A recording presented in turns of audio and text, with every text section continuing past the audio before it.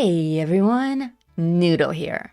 Yesterday was a huge day in Fallout 76. We got our caravans at last. And I'm kind of torn. Maybe by the end of this video, you guys can help me decide how I feel about these caravans, because there are parts of this new game mechanic that drive me absolutely crazy and make me not want to play the game anymore. And there are other parts of it that I think are kind of fun and interesting and have great potential. In this video, I will show you how to kick off your first caravan and walk you through mine and Oscap's first experience with caravans, what we learned yesterday running them for the very first time ever on the live stream. I'll talk about the bugs that have so far been encountered and how to get by them, and also share with you the benefits and the weirdness of this new thing called caravan. So buckle up and let's go get ourselves some brahmin. One thing about Fallout 76 that may be counterintuitive to those of you who are new to the game is its lack of guidance with new events and quests. This is why you have YouTubers like us to help you get started. A lot of the quests and the events are so much fun and just amazing opportunities for getting new rewards and leveling up quickly, but you don't know how to start, and there's nothing on the screen that indicates how to start. So if you're completely new to this, you didn't yet start a caravan, make sure to go to your Pip-Boy, go over to data. Within your quests, scroll over from main to side, and the very top one, depending on when you're watching this, should be a bump in the road. Click that and that will kick off the Milepost Zero Caravans. Yay, there it is. And now it's just like your regular quest, so you'll have all of your instructions popping up on the upper right corner of the screen. So we have to go and investigate the flare. Over on my map, I have a general highlighted area of what the flare will be. So I will fast travel as close to that area as possible and then go investigate it. When you get here, there's going to be more confusion, unfortunately, but Bethesda really makes us work for it. When I arrived at this location, I spent, I kid you not, maybe 15 minutes running around trying to figure out where the damn flare is, and I never actually saw it. Finally, I figured out that entire time, I didn't need to locate an actual flare that I can see, because my story mission has already switched over to Search Stony Man Lookout.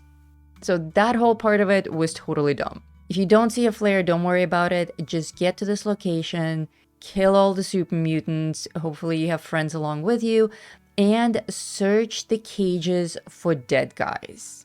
One of them is going to be this Blue Ridge Caravan merchant, and he will have Luke's holotape. Collect the tape and play it. Our mission has been updated to retrieve cargo from the Brahmin, and this is where more glitches are being reported. The Brahmin is easy to locate. There he is.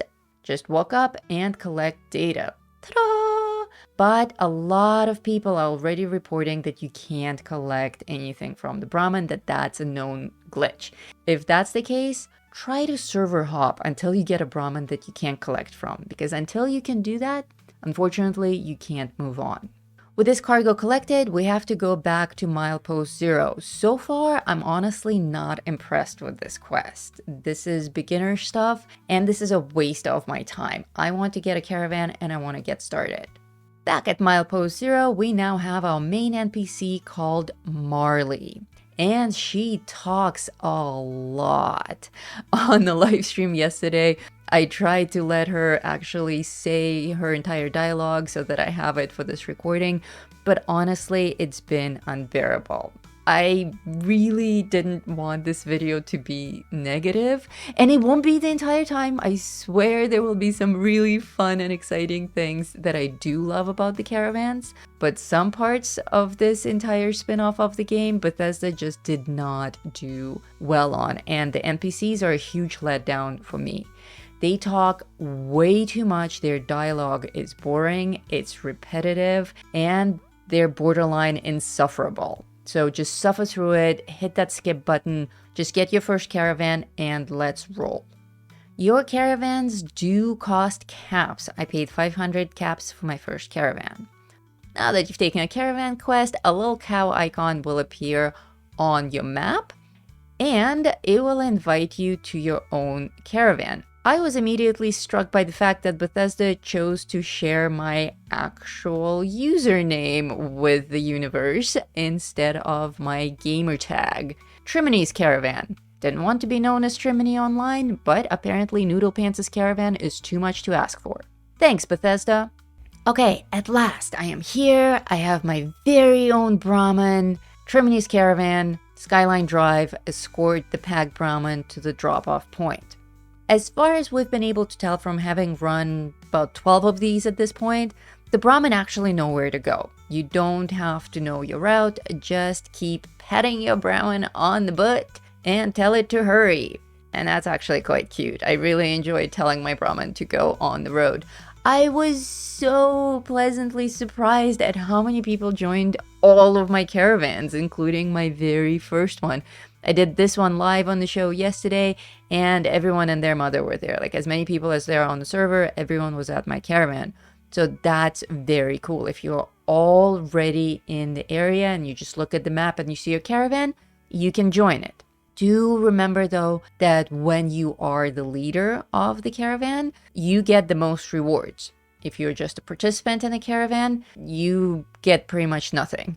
So basically, you just walk your brahmin while the rest of the team fights off the enemies that rush at you from the left and the right and above and behind. The first time you do a caravan, you won't really know what to think of it. It will be like, okay, this was super easy, it was over way too quickly, but I got some stuff for it, now what? Like, how often can I run these things, and what's the actual benefit? From my experience, you don't really get to feel the benefit of caravans until you've run several of them by yourself as well as on somebody else's team. So let's go back to Milepost Zero and kick off another caravan and see what happens then. Don't worry, I won't make you walk the entire time. Now I know her well enough just to hit that skip button over and over again. I cannot stand this woman, so let's just get straight to the point and grab another caravan from her. You can grab more than one caravan. After you complete the first delivery for a bump in the road quest, you will receive 100 supplies. After that, you can run 2 more deliveries for which you will receive 10 supplies each. And after that, you will be given a choice of which delivery you would like to accompany. There are 3 options: small delivery, medium, and large. The larger the delivery, the higher the cost, and the higher the rewards and supplies, and of course also the stronger the enemies. A small delivery costs 100 caps and will get you 10 supplies. A medium delivery is 400 caps and will get you 25 supplies. A large delivery will set you back 1,200 caps and you will get 50 supplies for it. However, prices may vary. If you accept multiple deliveries within a short period of time, you will receive discounts. For a small delivery, the maximum discount is 100 caps per 1 hour. For a medium delivery, the max discount is 400 caps after 4 hours. And for a large delivery, the maximum discount is 1,000 caps after 10 hours. Manage your resources, decide if that's worth your caps or not, or if you should wait for tomorrow. Space it out according to your budget and according to your playstyle. If you can't afford a 3rd or a 4th or a 15th caravan today, join someone else's and just practice running them so that you get a feel for it. What I discovered on running my 2nd caravan is that the routes are always different, so that makes it a lot more interesting. Of course, you have different people showing up to these events, so the experience is different as well, and you get different enemies every time. Now, the enemies are something that OzCaptain and I were both very impressed with. You get everything that exists in the game thrown at you on this road. Obviously, you get scorched and ghouls and mole rats and whatnot, but you also get a variety of insects, you get super mutants, you get cryptids, armies of lost.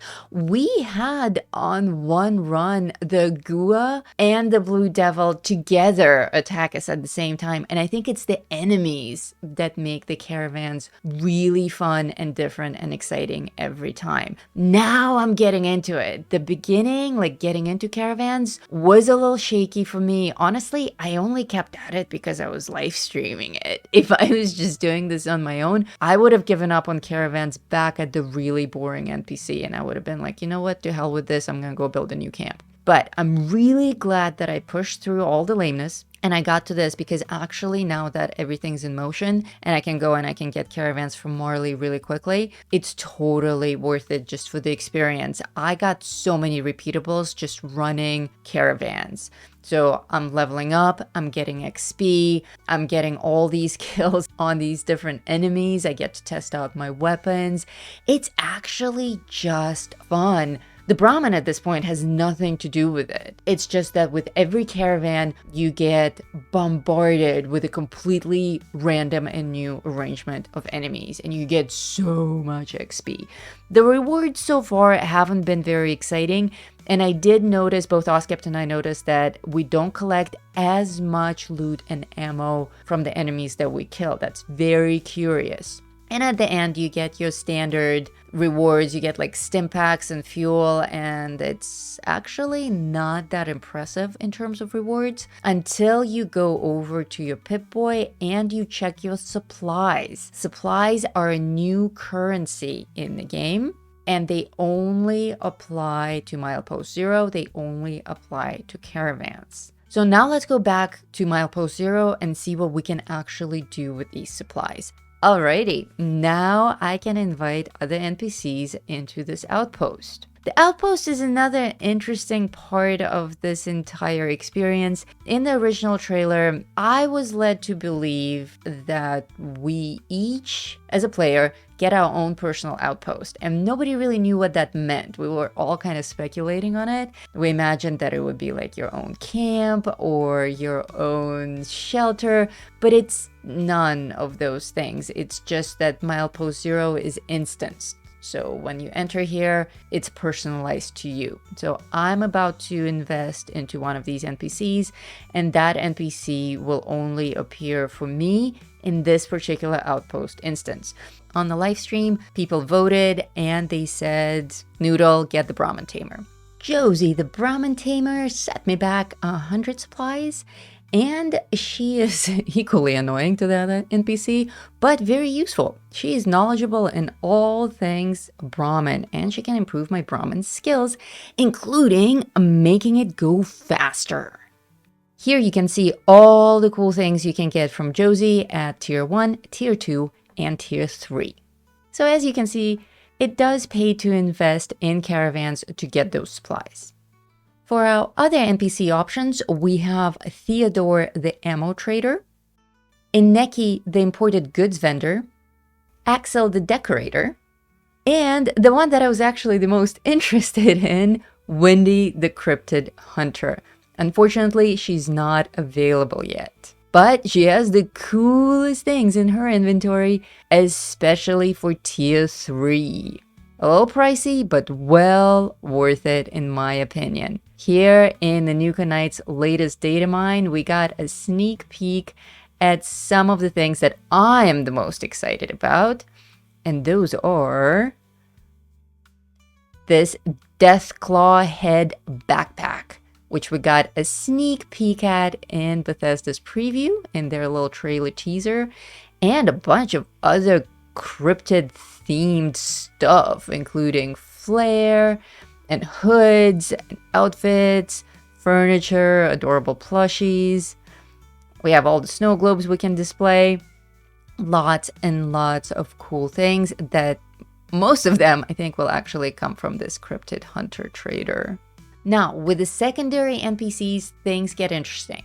Now you're encouraged to run more caravans and get more supplies so that you can buy upgrades from the NPCs. Now you're really getting sucked into the Caravan and the Milepost Zero universe. Super lame NPCs aside, the game keeps you involved. This game mechanic keeps making you new offerings. For instance, you can upgrade your Brahmin to walk faster. Or you can upgrade your brahmin to run faster when you hurry it. And this way you can get through the caravan much faster, past all of the enemies, and get to your rewards faster. I haven't gotten very far in my caravan journey yet. As Oscapt and I keep exploring it and keep getting upgrades, we will make follow-up videos. Hopefully they will be more on a positive note than this one. But honestly, it's not all doom and gloom. I'm 50-50 on this. There are things here in the Caravan universe that I find to be very poorly designed and delivered to us. I feel like the gaming experience is not what I signed up for with Fallout 76. The new NPC dialogue is a total turnoff for me, but I will press on to make these videos for you. However, on the positive side, I think that running these caravans is a great substitute for running events and quests. Events happen every hour on hour, and it's quite a grind to run events like Eviction Notice or Moonshine Jamboree. Whereas with caravans, you can run them back to back. And like I said, I was just hitting repeatable after repeatable after repeatable. I got so much XP, and I actually enjoyed running with all of my new friends on the road. So, as long as I'm not talking to the NPCs, the experience is positive and engaging and interacting. The rewards are crap. You get stimpaks, you get a little bit of ammo. That's it. You can barely collect from the fallen enemies at all. So in terms of actual loot, these events are not good. What they are good for is for fueling more and more caravans. It's a self-propelling mechanism. It wants you to stay within Milepost Zero. It wants you to complete this whole new chapter of the Fallout 76 universe so that you can get supplies and buy the real rewards from the NPCs that you deployed in the outpost. At this stage, for me, this is only day 2. It's too early to say if this mechanism is working or not, how far it will take me, if it will be worth the grind in the end. I will keep you updated. I'll keep playing today. I still have a new building set to play with, and the two of us will continue bringing you these updates. In the meantime, share your thoughts with us. Drop some comments below. What has been your experience? Join us in Vault 42, our Discord server, and share your experiences there. What kind of glitches have you encountered? Which NPCs have you unlocked? What kind of buffs have you gotten for your brahmin? Are you enjoying this? Do you think it's lame? Let us know. We love hearing from you, and your comments help decide future content. I'm Noodle Pants, one half of Game Aviator. And until next time, which will probably be later today or tomorrow, stay safe out there, Vault Dwellers.